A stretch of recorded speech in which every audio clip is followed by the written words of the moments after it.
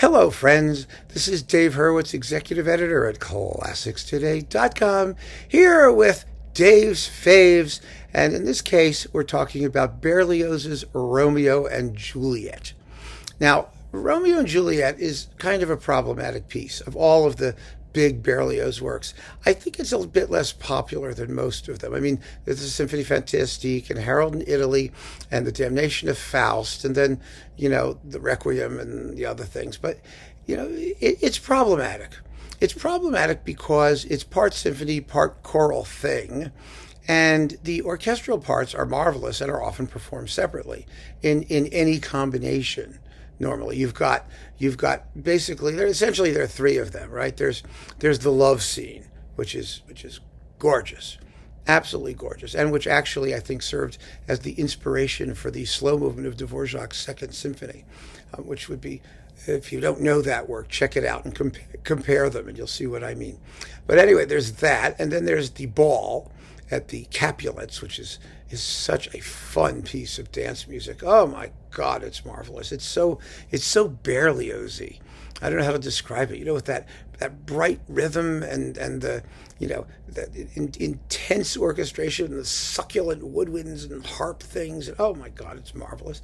And then there's the Queen Mab Scherzo, which is a miracle of orchestration with little antique cymbals and incredibly diaphanous orchestral filigree. Just a miracle of orchestration, particularly when it was written.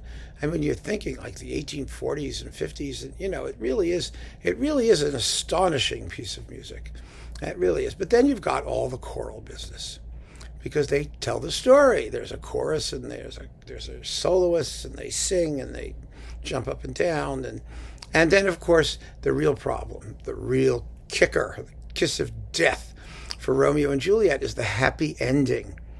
Yeah, there's a happy ending. Friar Tuck, or whatever his name is, Friar Bob, I don't know, whatever, the priest guy, shows up, and Father or something, he shows up and he gets everybody to make up. Kiss and make nice. And of course, it's a tragedy, and so the piece gets really crapped on because people just sort of laugh at the ending. But Berlioz was a smart guy.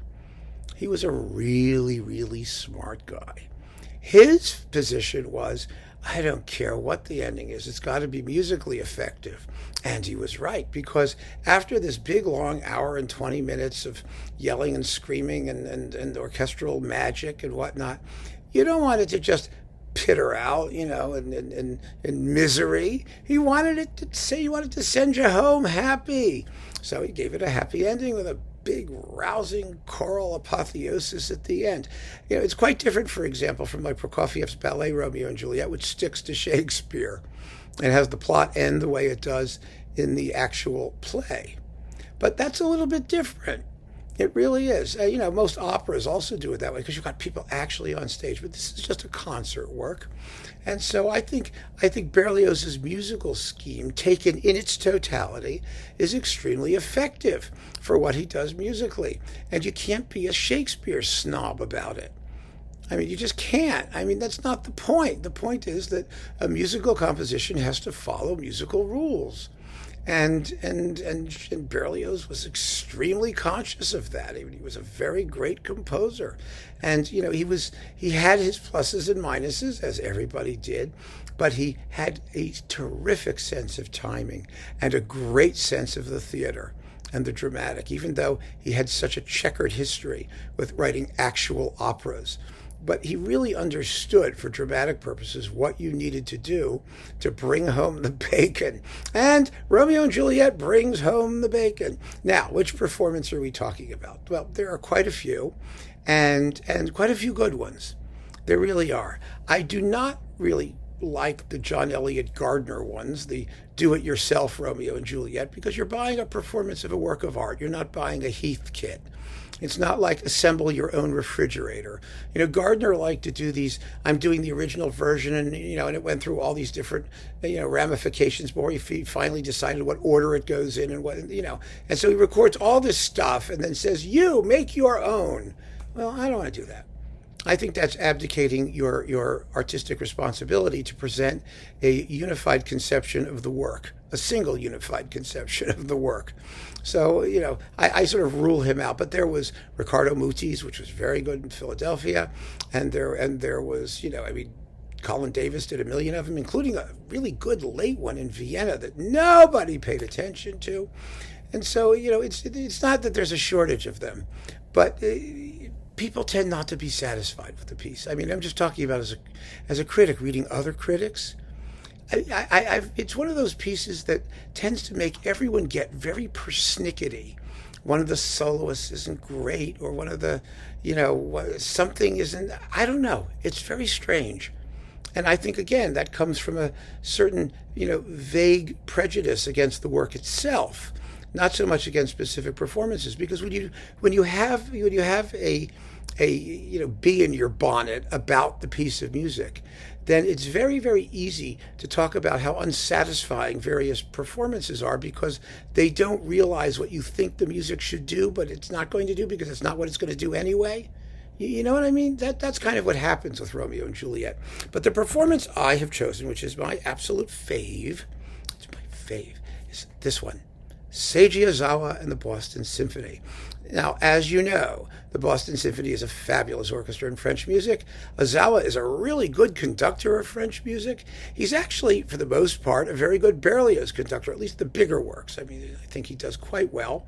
And I think this is just the most ravishing Romeo and Juliet. The playing is incredible, just amazing. The sonics are really vivid and upfront.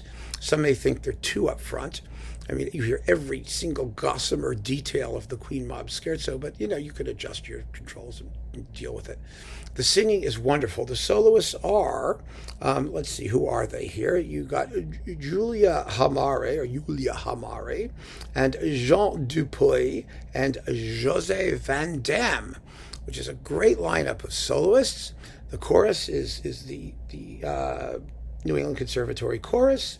And, of course, it's the Boston Symphony, and it's just wonderful. It's on Deutsche Grammophon. And I think it is the most fully realized conception of the piece, in which every part fits beautifully into the somewhat puzzling final formal conception thing that Berlioz had in mind. When I want to hear Romeo and Juliet, this is the one I pull out. And I think you could not do better than to pull this one out similarly when you want to hear Romeo and Juliet. Of course, it's still around separately. I've seen it, at least as a Japanese import, and it's in the big Ozawa box, and other ways to find it.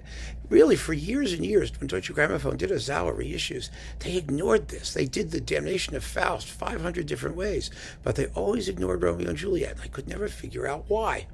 And I was very happy when the big box came out, because I thought, well, at least there it'll be. Thank goodness, at least it's back in print in some format. So give it a shot. Oh, the ballet is fabulous. I mean, the ball, the Capulets, and the love scene is amazing. And what a great performance. So keep on listening, friends. Thanks so much for joining me. Take care.